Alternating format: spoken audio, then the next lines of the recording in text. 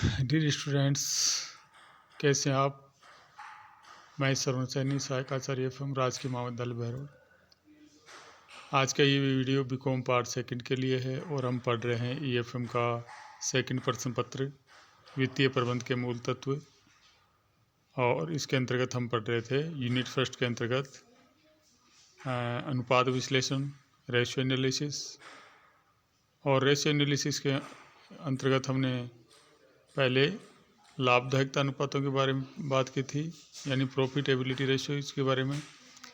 और प्रॉफिटेबिलिटी जो रेशियो हैं वो दो प्रकार से ज्ञात किए जाते हैं। पहले लाभ के ऊपर आधारित लाभदायकता अनुपात और दूसरे विनियोजित पूंजी पर आधारित लाभदायकता अनुपात। तो पिछले वीडियो में हमने लाभ के ऊपर आधारित लाभदायकता अनुपातों के बारे में चर्चा की थी और आज हम चर्चा करेंगे विनियोजित पूंजी पर आधारित लाभदायकता अनुपात के बारे में। तो पूंजी पर आधारित लाभदायकता अनुपात हैं वो चार प्रकार के होते हैं। सबसे पहले है विनियोजित पूंजी पर प्रत्याय, यानी return on capital employed ROCE। और दूसरा है कोषों के अंशधारियों के कोषों पर प्रत्याय, return on shareholders fund. और तीसरा है समतांशधारियों के कोषों पर प्रत्याय, return on equity shareholders fund. और चौथा है कुल संपत्ति पे प्रत्याय, रिटर्न ऑन टोटल एसेट्स। तो आज हम सबसे पहले देखेंगे विनियोजित पूंजी पे प्रत्याय, return on capital employed. Return on capital employed हमें ये बताता है कि व्यवसाय में जो पूंजी, टोटल पूंजी लगी हुई है, जो ग्रॉस कैपिटल लगी हुई है, उसके ऊपर कितना प्रतिशत लाभ प्राप्त हुआ।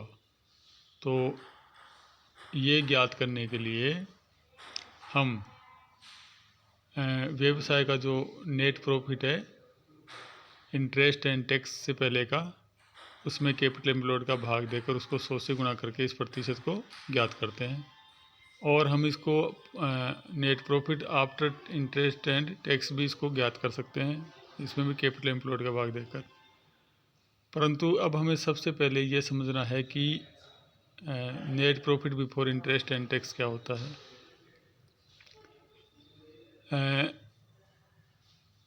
हम ये जानते हैं कि व्यवसाय में जो भी पूंजी लगी होती है, उस पूंजी के प्रति व्यवसाय का एक दायित्व होता है कि वह उसके ऊपर प्रतिफल लौटाए।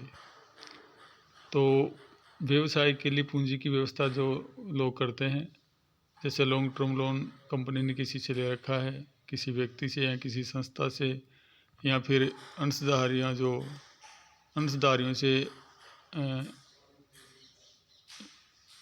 पूंजी विनियोजित कर रखी है अंशधारियों ने कंपनी में, चाहे वो समता अंशधारी हो, चाहे वो पूर्वाधिकार अंशधारी हो, और चाहे डिबेंचर्स जारी करके कंपनी ने पूंजी जुटाई हो। सभी के प्रति कंपनी का दायित्व है भुगतान करने का कि उनकी पूंजी पे कुछ ना कुछ प्रतिफल लौटाए। तो हम जानते हैं कि जो पैसा उधार पे लिया जाता है, लोन लिया जाता है कंपनी के द्वारा, या डिबेंचर्स जारी किए जाते हैं, तो डिबेंचर्स होल्डर को और लोन देने वाले व्यक्ति को जो प्रतिफल चुकाया जाता है उसको ब्याज कहते हैं, इंटरेस्ट कहते हैं। और जो पूर्वाधिकारी अंशधारी होते हैं, उन्होंने जो पूंजी लगाई है व्यवसाय में, उनके ऊपर जो प्रतिफल कंपनी के द्वारा दिया जाता है उसको प्रीफरेंस डिविडेंड कहते हैं, यानी पूर्वाधिकार लाभांश कहते हैं। और समतांशधारियों को जो भुगतान किया जाता है उसको समतांश का लाभांश कहते हैं, यानी उसको भी लाभांश कहते हैं। तो हमें सबसे ज़्यादा ध्यान देने वाली ये बात है कि कंपनी के द्वारा जो भुगतान किया जाता है, चाहे पूंजी के प्रति जो उनका प्रतिफल है उसके, और वो लाभ में से किया जाता है। यदि कंपनी के पास लाभ बचता है तो वह प्रतिफल लौटाती है, तो नहीं लौटाती है, नहीं होता तो। परंतु हमें सबसे पहले ये देखना है कि जो ऋण पूंजी होती है, लोन की रकम होती है, या फिर डिबेंचर्स के द्वारा जो रकम प्राप्त करती है कंपनी, उसके ऊपर तो व्यवसाय को चाहे हानि हो चाहे लाभ हो, हर स्थिति में भुगतान उसका किया जाता है। इंटरेस्ट का भुगतान तो कंपनी को करना ही होता है, चाहे कंपनी को लाभ हो चाहे हानि हो। इसलिए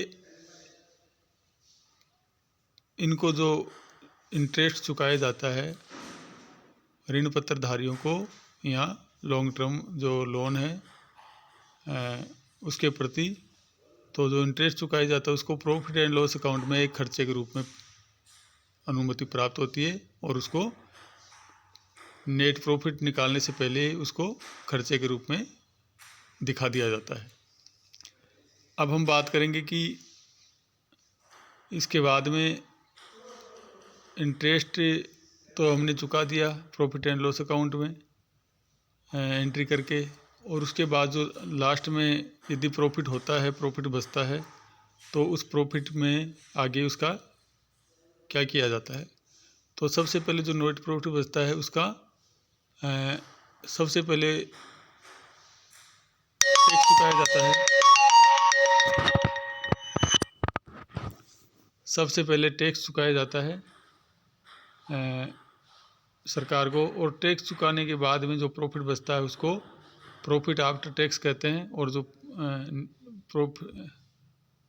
प्रॉफिट टैक्स चुकाने से पहले होता है टैक्स को, उसको प्रॉफिट बिफोर टैक्स कहते हैं। और जब सरकार को टैक्स चुका दिया जाता है उसके बाद जो रकम बचती है उस रकम में उसके बाद में यदि पूर्वाधिकार अंशधारियों से भी व्यवसाय ने पूंजी ले रखी है तो उनको लाभांश चुकाया जाता है। और यदि पूर्वाधिकार अंशधारियों को लाभांश चुका दिया जाता है उसके बाद भी यदि लाभ की राशि बच जाती है तो उस राशि में से कंपनी समतांशधारियों को भुगतान लाभांश का करती है। ये ज़रूरी नहीं है कि पूरा लाभांश उनको भुगतान करे, मगर थोड़ा बहुत अपने पास भी रोक के रख सकती है उस लाभांश को, और जो लाभांश रोक के रख लिया जाता है उसको प्रतिधारित अर्जन या रिटेन अर्निंग कहते हैं, और जो बांट दिया जाता है उसको लाभांश कहते हैं। परंतु जो लाभ बचता अंत में पूरे के पूरे लाभ पे वैसे अधिकार तो कंपनी के मालिकों का होता है, और कंपनी के वास्तविक मालिक समतांशधारी ही माने जाते हैं। तो इस प्रकार हम देखते हैं कि जो व्यवसाय में पूंजी प्रदान करने वाले जो भी व्यक्ति हैं या संस्थाएं हैं, चाहे वो लोन देने वाले हों, चाहे वो अंश खरीदने वाले हों, सभी को जो लाभ मिल सकता है उसको net profit before interest and tax कहते हैं। क्योंकि जो इंटरेस्ट है हम प्रॉफिट एंड लॉस अकाउंट में उसको एंट्री करके नेट प्रॉफिट से पहले भुगतान उसका दिखा देते हैं, तो उसको यहाँ वापस से हम जोड़ देते हैं, ये मान के जोड़ देते हैं कि इनको इंटरेस्ट अभी हमने दिया नहीं है। तो कैलकुलेशन की दृष्टि से विनियोजित पूंजी पे प्रत्याय निकालने की दृष्टि से इंटरेस्ट को प्रॉफिट एंड लॉस अकाउंट का जो नेट प्रॉफिट होता है उसमें वापस जोड़ दिया जाता है, और ये जो प्रॉफिट है उसका नाम चेंज होके net profit before interest and tax हो जाता है। Net profit before interest and tax का मतलब ये हुआ कि व्यवसाय में जो प्रॉफिट है इस प्रॉफिट में से अभी तो इंटरेस्ट चुकाना बाकी है, और इंटरेस्ट चुकाने के बाद में सरकार को टैक्स चुकाना बाकी है, और टैक्स चुकाने के बाद में यदि लाभ बच रहा है तो उस पर पूर्वाधिकार अंशधारियों और समतांशधारियों का अधिकार है।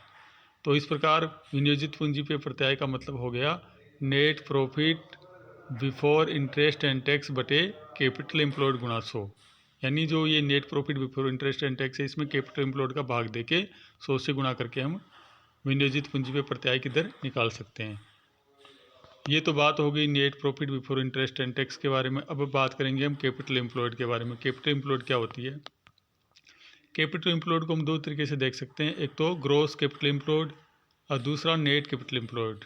सकल विनियोजित पूंजी और शुद्ध विनियोजित पूंजी। सकल विनियोजित पूंजी तो वो पूंजी होती है जो टोटल जो पूंजी है उसका योग, चाहे वो किसी भी माध्यम से प्राप्त की गई हो। और शुद्ध विनियोजित पूंजी क्या होती है?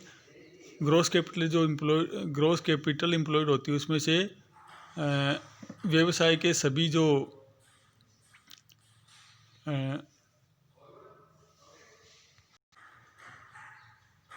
व्यवसाय के सभी दायित्वों का घटा दिया जाता है, और सकल विनियोजित पूंजी ज्ञात करने के लिए हमें सभी संपत्तियों को जोड़कर उसमें से निम्नलिखित समायोजन करने होते हैं या ये घटाने होते हैं चीज़ें, उसके बाद में सकल विनियोजित पूंजी प्राप्त होती है। तो सबसे पहले घटाना होता है गैर व्यापारिक विनियोग या व्यापार से बाहर विनियोजन की राशि, यानी कोई गैर व्यापारिक विनियोग कर रखा है संस्था ने, और या फिर कहीं व्यापार से बाहर कोई विनियोजन कर रखा है उसको घटाएंगे। और घटाएंगे व्यापारिक उद्देश्यों के अतिरिक्त दिए गए ऋण और अग्रिम भुगतान की राशि, यानी व्यवसायिक कार्यों के अलावा किसी को एडवांस या लोन दे रखा है तो वो भी घटा देंगे। और जो निष्क्रिय संपत्तियों की राशि है, अनयूज्ड और आइडल असेट्स, उनकी राशि को भी घटा देंगे। और चौथे नंबर पे है अमूर्त और अदर से संपत्तियाँ जैसे पेटेंट, ट्रेडमार्क, ख्याति, यदि इनका कोई मूल्य नहीं है तो घटा देंगे, और यदि इनका वसूली मूल्य है तो उनका वसूली मूल्य ही संपत्तियों में जोड़ा जाएगा। और चौथे 5वें नंबर पर कृत्रिम संपत्तियाँ, फिक्स्ड असेट्स, यानी फिक्स्ड असेट्स वो संपत्तियाँ होती हैं जो दिखाई नहीं देती हैं परंतु वो खर्चे के रूप में बैलेंस शीट के असेट साइड में दिखाई जाती हैं। और इसके उदाहरण हैं प्रारंभिक व्यय, प्रीलिमिनरी एक्सपेंसेस, अभिगोपन कमीशन, और अंश और ऋण पत्रों के निर्गमन पे जो बट्टा दिया जाता है, वो सभी चीज़ें कृत्रिम संपत्तियाँ कहलाती हैं। और इनको भी टोटल असेट से ज्ञात करते समय टोटल असेट्स में से इनको घटाना पड़ता है। फिर है 6वां पूंजी का चालू कार्य, तो ये भी घटाने होते हैं। और 7वें नंबर पे असामान्य देनदार और सामान्य आवश्यकता से अधिक रोकड़ और बैंक शेष होता है, उसको भी घटाया जाता है। अब हम बात करेंगे शुद्ध विनियोजित पूंजी की बात। शुद्ध विनियोजित पूंजी है, उसमें हम ज्ञात करने के लिए हम सबसे पहले ग्रॉस कैपिटल एम्प्लॉयड ज्ञात करेंगे। जो अभी पहले हमने तरीका देखा कि सभी संपत्तियों में से कुछ जो मदे हैं उनको घटाने के बाद जो राशि बचती है उसको सकल विनियोजित पूंजी कहते हैं। और सकल विनियोजित पूंजी में से चालू दायित्व होते हैं, उनको घटाने के बाद जो राशि बचती है उसको शुद्ध विनियोजित पूंजी कहा जाता है। अब हम बात करेंगे एवरेज कैपिटल एम्प्लॉयड की। एवरेज कैपिटल एम्प्लॉयड का मतलब होता है औसत विनियोजित पूंजी।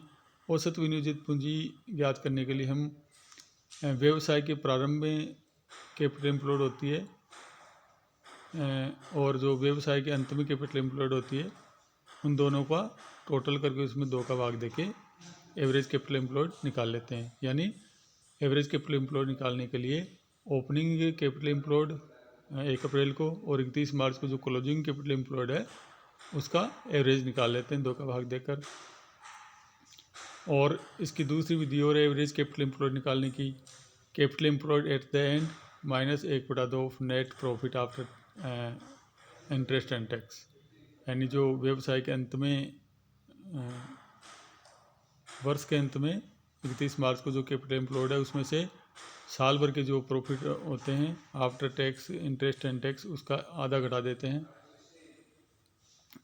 और अब हम देखते हैं एक क्वेश्चन से कि सकल विनियोजित पूंजी, शुद्ध विनियोजित पूंजी और औसत विनियोजित पूंजी कैसे ज्ञात करें। ये क्वेश्चन है हमारे पास एक, इसमें शेयर कैपिटल दे रखी है, लाइबिलिटी साइड में इक्विटी है 12 लाख का, 9% प्रेफरेंस शेयर है 4 लाख का, 10% डिबेंचर्स हैं 3 लाख के, रिजर्व एंड सरप्लस हैं 1,50,000 के, करंट लाइबिलिटीज़ हैं 3,30,000 के, और फिक्स असेट्स हैं 13 लाख के।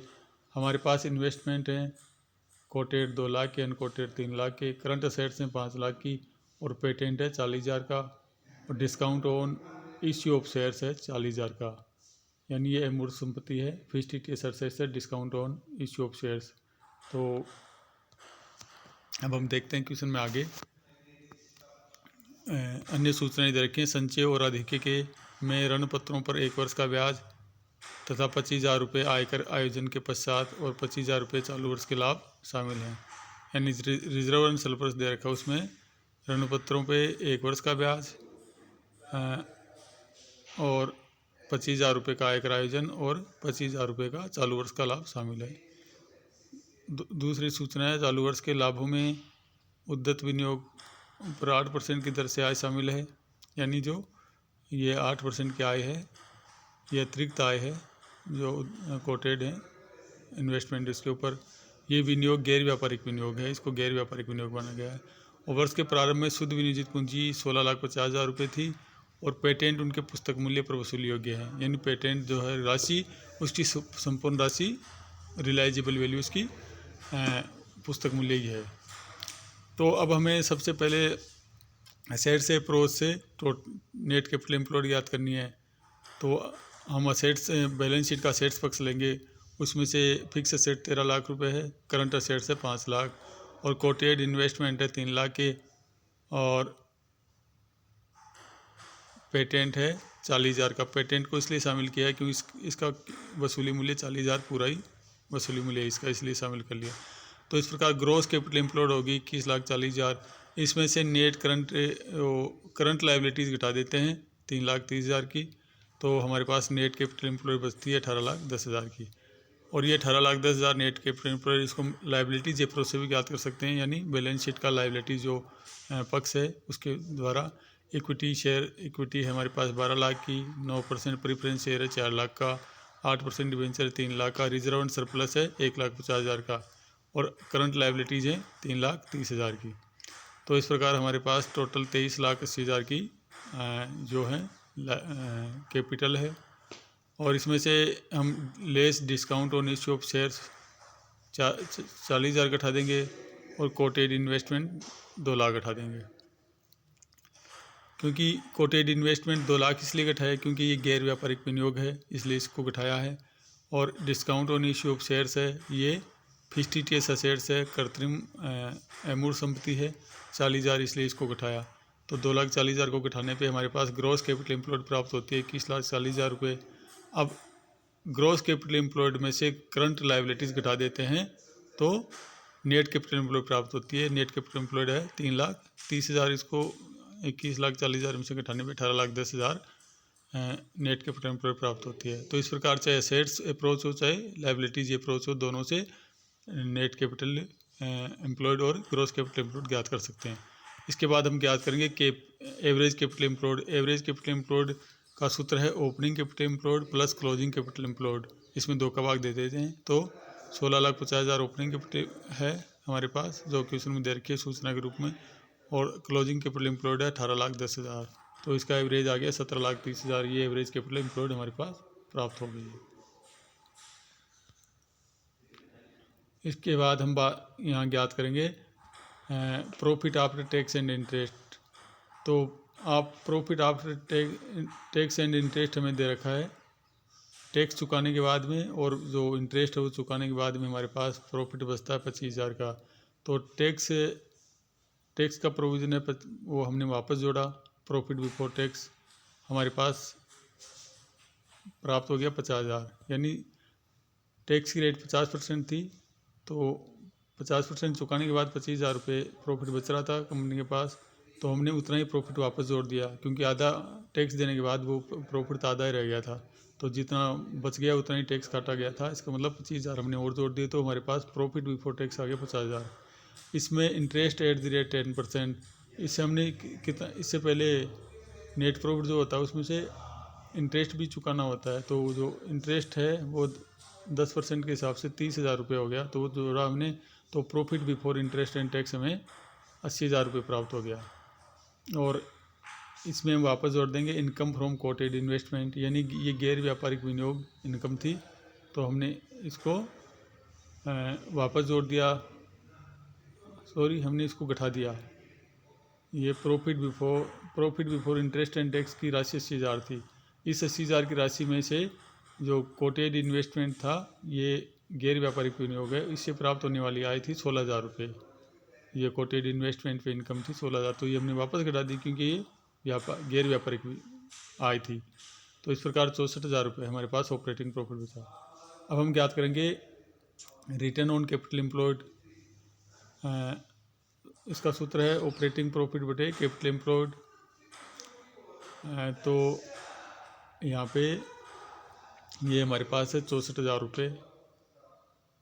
तो सूत्र है 64,000 में से ग्रॉस कैपिटल एम्प्लॉयड पे हम यदि इसको ज्ञात करें तो 21,40,000 ग्रॉस कैपिटल का भाग देके 100 से गुणा करके 2.99% हम ज्ञात करें हमें प्राप्त होता है।